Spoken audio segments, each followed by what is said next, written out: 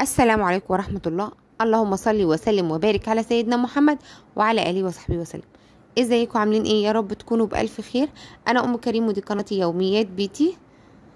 النهاردة هنعمل مع بعض اكلات حلوة جدا جدا. هنعمل روتين غدا النهاردة بطريقة سهلة جدا وبسيطة.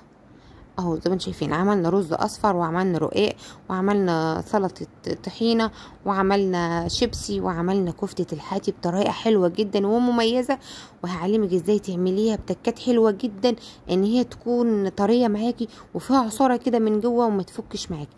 تابعي الفيديو الاخر لانك اكيد هتطلعي منه مستفاده. يلا لو لسه ما اشتركتيش في القناه انزلي اشتركي في القناه وفعلي زر الجرس عشان يوصلك كل يومياتي.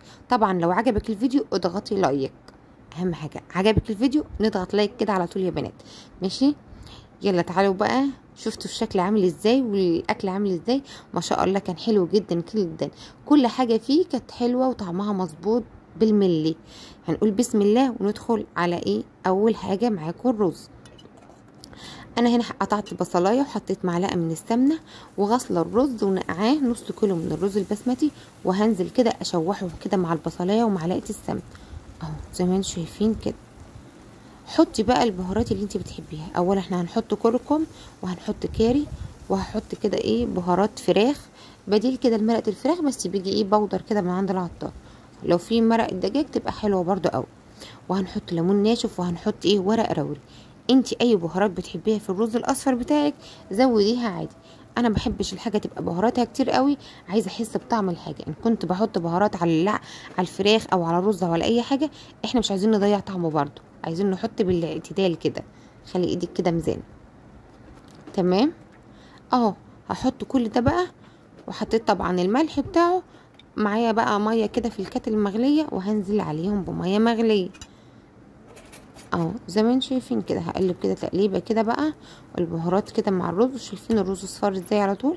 هنزل بقى بشويه ميه مغليين وهنسيب بقى الرز يشرب عادي، واول ما يشرب هنهدي عليه زي طريقه اي رز عاديه. الحقيقه انا كنت شغاله في كام حاجه، يعني شغاله في الرز وشغاله في الرقاق وشغاله في كام حاجه، بس انا حبيت وانا بعمل مونتاج ارتب لكم كل ايه وصفه كده لوحدها بالتفصيل. يعني انتوا دلوقتي هتشوفوا نتيجه الرز، رغم النتيجه دي ما بانتش الا ايه بعد ما عملت حاجات كتير اهو. شايفين مفلفل وحلو ازاي. هنا بقى هنبدا في الرقاق. انا حبيت ارتب لكم كده عشان ما تتوهوش في كل وصفه بعيده عن التانيه، لا كله يبقى مع بعض وتشوفوا طريقتي في كل حاجه. برضو قطعت بصلايه ونزلت عليها كده بشويه زيت صغيرين، وبدات اني اعصج اللحمه عشان نعمل رقاق. طبعا كلنا شاطرين بنعرف نعصج اللحمه ازاي اهو. بدات كده نزلت كده باللحمه. برضو هنحط بهاراتنا ايه نحط بهارات لحمه وفلفل اسمر والملح بس مش اكتر من كده.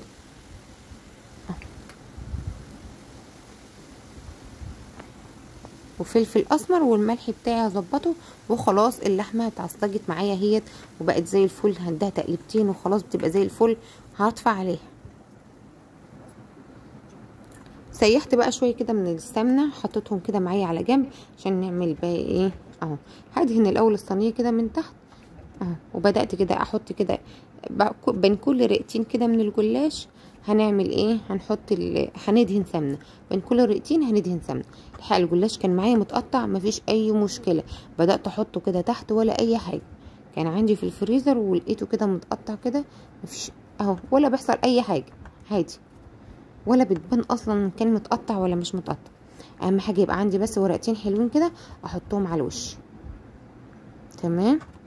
عملته بالجلاش لان الرقاق اللي انا كنت عاملاه معاكم قبل كده الرقاق الناشف والرقاق الطري كنت خلصت الكميه دي، كنت عامله كميه صغيره وخلصتها في العيد.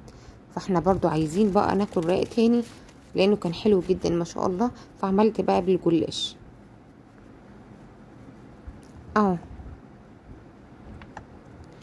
وانا اولادي كمان بيحبوه بالجلاش بيبقى حلو كده وخفيف وحلو اهو زي ما انتم شايفين كده. بقى هاتني بقى كل الحروف وقفلت صينيه الرقاق معايا زي ما انتم شايفين كده. هنجيب بقى ورقتين حلوين كده بقى مش متقطعين زي اللي كل اللي في الصينيه ده وايه ونظبط بهم الوش. وهاتني بقى على تحت ومقعدش هاتني على فوق عشان الشكل يبقى ايه حلو كده ومظبوط. بين كل كده ورقتين زي ما قلت لكم بايه بدهن سمنه. هدهن كام حط كمان ورقه كمان عشان الوش يبقى مظبوط. وهقطع الصينيه كده، هي صينيه كده صغيره انا قلت اما اعملها جنب الاكل. هقطع بقى الصينيه بالسكينه معايا وهرجع لكم. انا قطعت كده الصينيه بالسكينه قطعت السكينه، قطعت الصينيه. وبعد كده ده بيضه احط عليها فلفل اسمر واحط عليها ملح. هبدا كده ايه اقلبها كده وهحط عليها لبن اهو، حوالي كده ايه كوبايه من اللبن ومعاها البيضه. هحطهم بقى على الصينيه، ودي كده جاهزه خلاص تخش الفرن. ده كده تمام وده جاهز يخش الفرن. حطها ورايا اما اخلص الكفته عشان الاتنين يدخلوا مع بعض. ده نص كله من اللحمه. هنجيب بقى بصلايه كده متوسطه الحجم وهبشرها اهو زي ما انتم شايفين كده. زي ما قلت لكم انا كنت شغاله في كام حاجه مع بعض، يعني كنت شغاله في الرقاق وصعصقت اللحمه وانا بعمل الكفته كده، بس حبيت ارتبها عشان تبقى كل وصفه ايه لوحدها. اولا عشان تعملي الكفته وما تفكش منك، اللحمه اوقات بيبقى فيها عصاره زياده كده، او مثلا دم زياده او ميه زياده، ان كان بقى من التخزين او ايه او من الجزار اللي جاي منه او اي حاجه. فانا بحب ان انا ايه اعصر اللحمه، مش لازم اعصرها قوي قوي، بس اكيد هتخلص من الحاجه الزياده دي او الدم الزياده ده. مش لازم قوي، محدش هيقول انت كده بتنزلي فايدتها، لا مش بعصرها يعني مش جامد قوي، بس هتخلص من اي حاجه. انت لو حطيتي ايدك كده على اللحمه ما تكون فكه خلاص بيبقى فيها دم، فلازم هتخلص من شويه الميه الزياده دول علشان الكفته ما تفكش منك او تكون ميتها زياده او كده فتفك منك. شايفين قد ايه؟ ولسه بقى اما اخلص الكميه بيطلع اكتر من كده بكتير، يبقى حاجه بسيطه وطلع دول. انا بقى طبعا بشره هنا البصلايه برضو هعصر البصلايه عشان ايه ميه البصل دي برضو هتخلي الكفته تفكي منك. فعصرت البصلايه اها وسبت بقى الميه، احنا هنصبع بيها الكفته. البهارات بقى اللي تحبيها معايا بقى بهارات لحمه، معايا كمون، فلفل اسمر، معايا كزبره، معايا شويه توم باودر كده كانوا في كيس اخر حاجه عندي حطيته، فلفل اسمر وملح. هجيب بقى كمان قرن فلفل كده من التلاجة وهبشره في الكبه اهو، هوريلكوا اهو هبشره في الكبه وحطيتها عليه. الحقيقه الكبه بتاعتي بشرته جامد قوي، فانت خلي بالكم ان هي ايه تبقى بتبشروا حاجه بسيطه كده عشان يبقى باين كده. لازم تعجني الكفته كويس جدا جدا جدا وتسيبها في التلاجة على الاقل ساعه ان هي تسمك كده معاكي. هجيب بقى عيدان الشيش طاووق كده ودهنت كده العيدان من الاول بالزيت، وهبدا كده اخد كوره كوره وابدا اني اصبع الكفته. صبعيها الحجم اللي تعجبك، بس خدي بالك ان الكفته بالكش بالذات لما تكون فيها ايه لحمه كده وبتكش جامد يعني، فانت خلي بالك يعني اعملي حجم ايه حلو كده. فانا عملت حجم متوسط كده وهتشوفوا الصباع في الاخر هيطلع عامل ازاي اهو زي ما انتم شايفين كده. طبعا ميه البصل كده بتبقى على الوش بتدي لون حلو جدا للكفته، وبتخلي الكفته كده تقفل المسام بتاعتها، وتخلي العصاره ايه من جواها حلوه جدا، وبتدي طعم حلو جدا، وبرده بتخلي الكفته ما تفكش منك. فكده ميه البصل دي اوعي تخلصي منها، حلوه قوي قوي قوي انك تصبعي بها الكفته زي ما انا عملت كده. اولا الكفته عشان ما تفكش منك اتبعي الخطوات اللي انا قلت لك عليها دي بالظبط. وثانيا عشان الكفته تطلع معاكي مش ناشفه وفيها عصاره كده من جوه، اولا لازم تكون تسويتها حلوه جدا. يعني ايه تسويتها حلوه؟ اولا تتحط في فرن عالي درجه حرارته عاليه، الفرن يكون حامي كده من قبلها ودرجه حرارته عاليه جدا، وما هتاخدش وقت خالص، هتلاقيها معاكي على طول وتطلعيها على طول. ما تسيبهاش وقت كبير في الفرن عشان ما تشدش منك وتنشف وما تبقاش حلو، خلي بالك منها. وهتستوى من جوه وتبقى جميله جدا.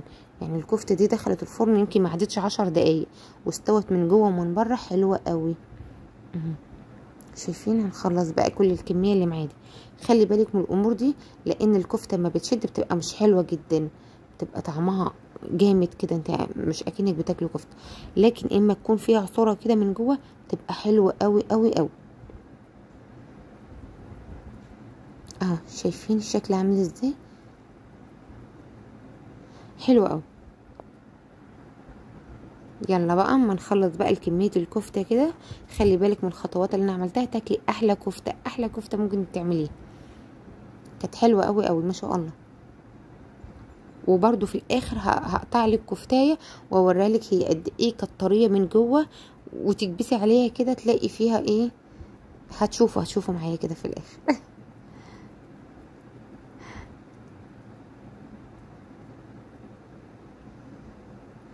اهو هنخلص بقى الكميه دي كلها. خلصتها بقى. في تركايه برضو لو انت عايزه توصلي لكفته الحاتي ممكن تعمليها، ان انا بحط كده حته من الليه كده في الصينيه، بتدي ريحه حلوه قوي يعني، وتوصلك الريحه لاخر الشارع. خلاص دخلت الكفته الفرن ودخلت الرقاق الفرن. بدات ان اقطع البطاطس. عما اخلص معايا ميه مغليه بقى في الكتل، وبدات ان اقطع البطاطس. خلصت اهو قطعت البطاطس. القطعه دي بتخليها حلوه جدا ورقيقه جدا. غسلتها كويس جدا من النشا اللي فيها، وبعد كده حطيت عليها ميه سخنه، وحطيت عليها خل، وحطيت عليها ملح. قلبتها كده وبس، اسيبها بقى على جنب. صينيه الرقاق كانت طلعت شكلها عامل ازاي، شايفتش حلوه ازاي؟ ما شاء الله كانت جميله جدا جدا. وبعدها ايه الكفته طلعت، شايفين الكفته عامله ازاي؟ خدت لون وشكلها حلو جدا ما شاء الله. هو اللي عليها بقى فحمايه عشان ناخد طعم الفحم برضو، تبقى طعمها حلو كده. احط شويه اهو، هوريكم بقى الدخان اللي يطلع منها. شويه زيت كده كمان اهو، شايفين؟ عشان تدخن اكتر كده. شمين بقى الريحه، شمين حلوه قوي قوي قوي، كانت جميله جدا. شويه كمون اهو، شويه ملح. احط الميه، بحب وانا بعمل الطحينه بميه سخنه. احط الميه بالتدريج، كل ما الطحينه تاخد معاكي وتتقل معاكي ارجع احط لها ميه تاني. ما تكبيش الميه مره واحده عشان تعرفي تظبطي قوام الطحينه. انا اوقات كتير عملت معاكم الطحينه بالميه البارده، بس كان في ميه سخنه في الكتل، فانا عملتها المره دي بالميه السخنه. تمام اهو.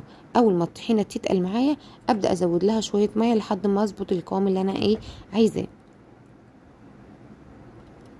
هعصر لها برضو ليمونه كده زي ما انت هتشوفوا دلوقتي.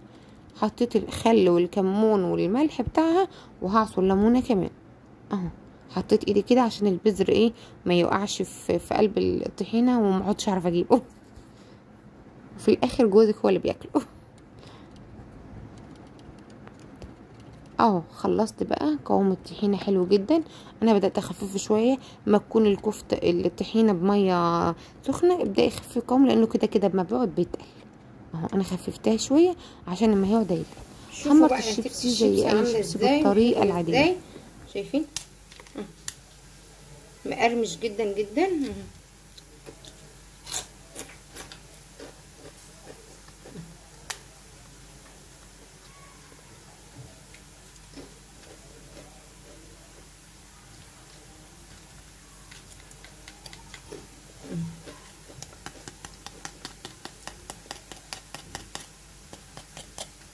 شايفين نتيجته عامله ازاي؟ حلوه قوي قوي.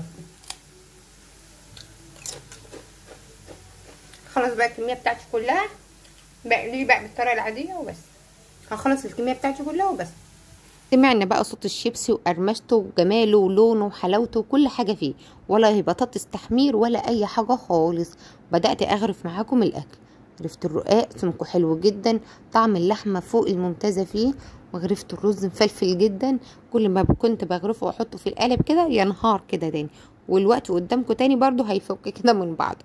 فهحط بقى الكفته كده معاكم وهوريكم شكل الاطباق. اهو برضو الكفته شايفين شكل واخده لون حلو ازاي؟ واخده لون حلو جدا جدا جدا ما شاء الله. انا عملت دي الكميه اللي على قدي اللي تناسبني. هنحط بقى كمان الطحينه. انا بتهيألي رحت اجيب الطحينه وجاي جبتها من التلاجة، وشوفوا بقى اما طلعت من التلاجة تقلت اكتر كمان. فانت خلي بالك اما تكوني عاملاها بميه سخنه ان هي بتتقل شويه، في ايه سيبيها خفه شويه. اهو وصلت بالسلامه الحمد لله، وصلت الطحينه. هجيب معلقه بقى عشان اوريكم سمكها عامل ازاي، وتقلت وبقت جميله قوي.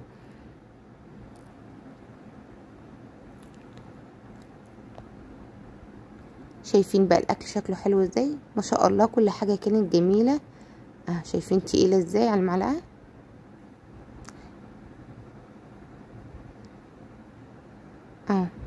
بقول لكم بقى احنا عملنا ايه النهارده. عملنا الكفته الجميله دي اللي طعم ريحه الفحم فيها حلوه جدا جدا جدا.